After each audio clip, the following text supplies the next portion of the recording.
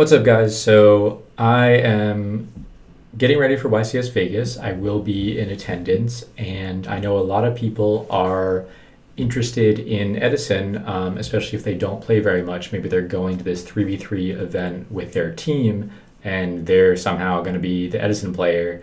And if you don't have a lot of Edison experience, it can be really confusing to know which deck to pick because there are so many of them, to be honest.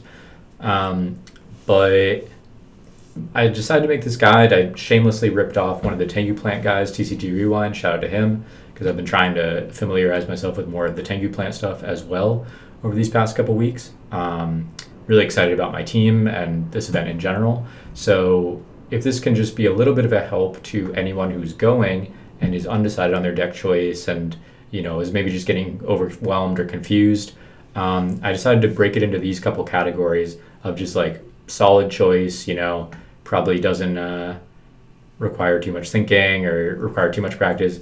Decent choice, fine deck, requires like specific practice, and then like if you really want to play it, I guess you can, and then straight up do not play. And yeah, obviously this is not entirely like a full tier list. I did a whole other video on that, even though I'm using the same deck template, but kind of just geared towards more of the casual player. And as you can see, it's like if you don't have a lot of familiarity, what's going to kind of get you there quick or get you over that hump and be a passable deck that you can familiarize yourself with pretty quickly. But without further ado, let's just get into it. We're going to start off with Blackwing, everyone's favorite. I think that's just a very solid deck. A lot of people are very familiar with the Blackwing cards, so it's not going to like you don't have to learn many new mechanics or something. I'm gonna put Hybrid Blackwing a little bit lower in decent. I just think it's a little less intuitive to play. Vayu, I'm kind of torn between putting it in decent or requires specific practice, but I think it's a decent deck. I think it doesn't. I wouldn't put it as so complex that it requires specific practice or something. I kind of have like fish, I might even put fish in don't play, but if you really want to lab out fish, I think it's a decent thing. But Vayu itself, I think that's just like an all-around decent pick. You could sack with it. I have like junk frogs. I have all these frog variants, but realistically, let's just talk about hero frogs. I think I would put hero frogs in requires specific practice. I don't think you can just waltz into this tournament with a frog deck. And same thing with Diva Frog. Like, people are going to be so prepared with their frog hate. That's like going to be the #1 deck that everyone's prepared to play against, along with like Vayu and Blackwing. So I think I would steer clear, especially if you're just like a newcomer to the format. Diva Hero, I think, is a decent pick and doesn't really require too much as far as you learn the combos. Diva, Malicious, Stratos. It's not really that complicated. Like Skill Drain Hero, I think this is actually a quite good pick. I might even put it above Blackwing because you could just totally cheese some wins with a bunch of floodgates. That might be the easiest like get top quick scheme. DVRB, is a really good deck, but a little less intuitive to play than the just like full stun versions. So I'll put it a little bit lower, even though I think it's probably a better deck.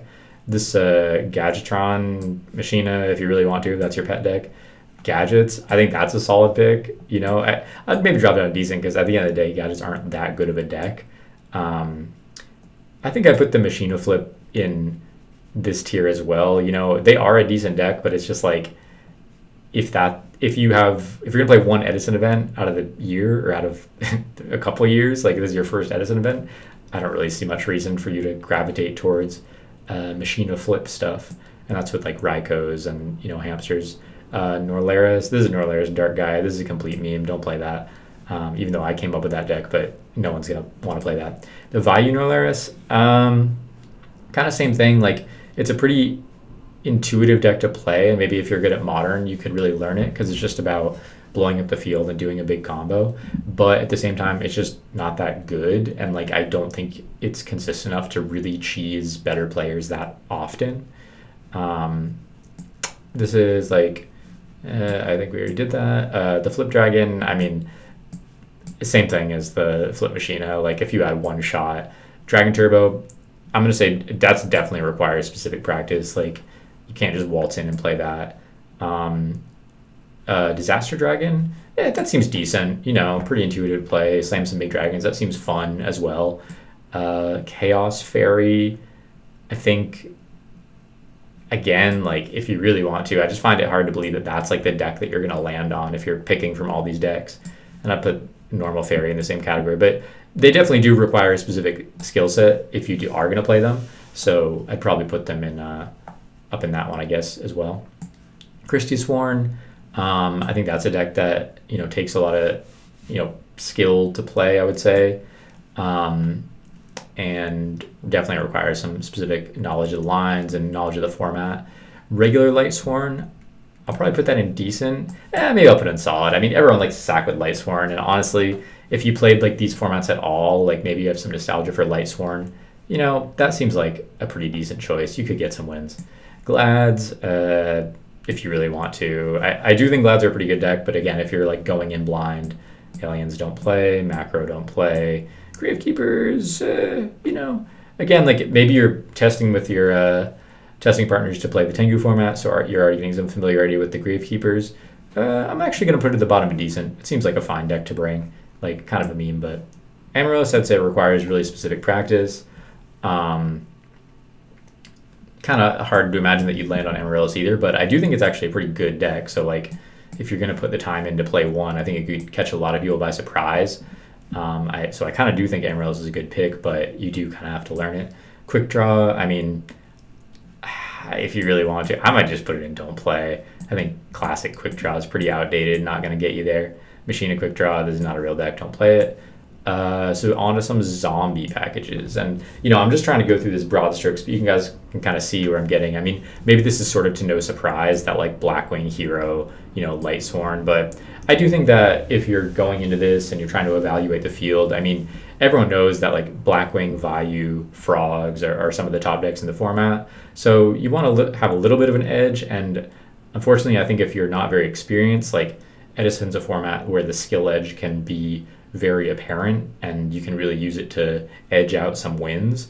So your best bet is really just maybe hoping to sack them with Lightsworn or floodgate them out, or just do Blackwing things. But I don't think that's a bad plan either. Like if that's where you end up, then that's decent.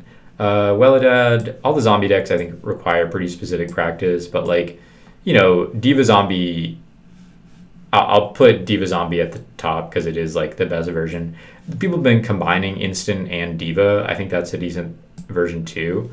But yeah, I guess Ultimate Offering is a little more complicated, so it definitely requires practice, but these are just solid decks. I do think they're definitely way more complicated than like most of these other ones. So, but again, maybe if you're playing Modern and you're familiar with some of these combos already, it's really not that much more complicated than Diva Hero or something. Zombie Plan, I'm just going to skip that. Dark Gaia. You know what? I'm going to toss it up in solid. I think that deck could cheese a lot of people, and is pretty fun to play. You get to summon big guys. It's like, hey, why not? Kind of along the same lines as Norlaris, but I think Dark Gaia is just kind of inherently more fun. X-Saber is not the time. I'm going to say don't play. Cat Plant, I'm going to also say don't play. I just don't see Cat. I think that's, again, a deck that people who played back in this time have a lot of nostalgia for. So I'm actually going to put it fairly high. I mean, if you're trying to decide between playing Vayu or playing Cat, I think clearly Vayu is the better deck. But if you have some experience playing the Cat deck, like I think Cat is a decently positioned deck. I feel like I saw some other content creators kind of voicing the same thing. So like it's pretty intuitive to do the combos. So I'm not mad at Cat. Flambeau, if you really want to, sure. They're not the worst. And again, if you have some gadgets, like pure gadgets without Machina, also fine. Not a very good deck, but like also fine. Kurez stuff, don't play that. Don't even bother.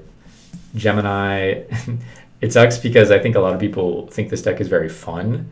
But yeah, it's just if you really want to. It's not that strong of a deck relative to like the time you have to put in. Power Tool Plant, that's not a real deck. Assault Mode, not a real deck. Six Samurai, not a real deck. So, I mean, kind of there you have it. Like, these are all more or less, if you're not familiar with variants, I mean, Ojama is Ojama, but variants of decks that are already on there or just straight up duplicates. But, this is how I'm gonna lay it out, and I'm not gonna fuss too much about like where stuff lands in individual tiers, but I think just through my talking through that, I think you guys can kind of see where I'm coming from, where it's like these are decks that can get you some good results. I'm all about like bang for your buck. Like this can get you some good results without putting a ton of time in if you have some decent Yu-Gi-Oh fundamentals, and like regardless of kind of like if you're just entering this event for fun, like with your friends, maybe your friends are try-harding and like you're the guy kind of brought along for the ride, like hero beat, like skill drain, or just like more stun oriented non-diva, that's going to be a solid choice. Blackwing, solid choice. Lightsworn, sure, get some fun mills, sack some people, whatever, not me, but sack some people. Dark Gaia, you know, summon a huge guy, OTK some people, sure.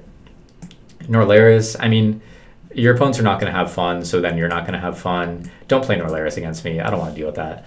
But it is like a decent choice, you know, as far as like just being able to sack someone and get there. I think it, but Norlaris is like deceptively kind of complicated. Machina Gadget, I mean, that's just like one of the most simple brain dead decks on the planet. Diva Hero, I think again, like kind of bang for your buck, like that if you're gonna get into a slightly more complicated combo deck, that's like a fairly intuitive one. Vayu, it's so sacky and you can definitely win with it. The combos aren't complicated, but I do feel like there's a lot of nuance to playing it correctly. So I hesitate to put it that highly, but maybe that's just me as a Vayu player coping. Cat, we kind of already discussed that. Diva Hero Beat, just a little bit more complicated than regular Hero Beat. I think like just you're not stunning them out, you're trying to play a more control game. So the Goblin decks, the Zombie decks, you know, yeah, kind of complicated, honestly, for a new player, but can get you some good results, and probably take advantage of a lot of other new players. The Dragon deck, I mean, sure, you know, if you want to play Dragons, I think it could catch some people by surprise. You know, there's so many decks on here that if you are a new player, I wouldn't feel compelled necessarily to learn them all, but that is definitely where you can gain an edge if you're playing against other people that aren't as familiar with Edison. Where, you know, if you're bringing Dragons and they've never played against that deck before, I think that could be a big edge for you. And Gravekeepers, I kind of toss up there. I think Gravekeepers are underrated, so whatever. And then I think the others are fairly self-explanatory. I mean, Amaryllis I do feel like is a good pick, but people are getting more aware of it. And then these decks are all just like combo decks that are complicated in their own way. Frogs are not intuitive, and I think you're going to lose to side deck hate. And then like these are more combo-oriented zombie stuff that really require. And then, you know, down here you just have kind of jank decks or kind of worse versions of decks that are already there where unless you really, really were married to some sort of archetype, I wouldn't even bother. But yeah, I mean, just kind of a quickie video. Hopefully this can help some people what they're deciding to play. I mean, don't bring those sack decks against me. I will beat you. I'm not having it. And don't sack me. I'm going to be mad. And you're going to ask for, oh, aren't you that guy from YouTube? And I'm going to say, no, I don't want to talk to you. You just sacked me. So, but with all that being said, I will see you guys at Vegas. I mean, there will be plenty more videos between now and then. But stay tuned. I usually stream on Wednesdays for my Limit Reverse series and a lot more in-depth content as I know people are really prepping for this event. So thanks, guys, and peace.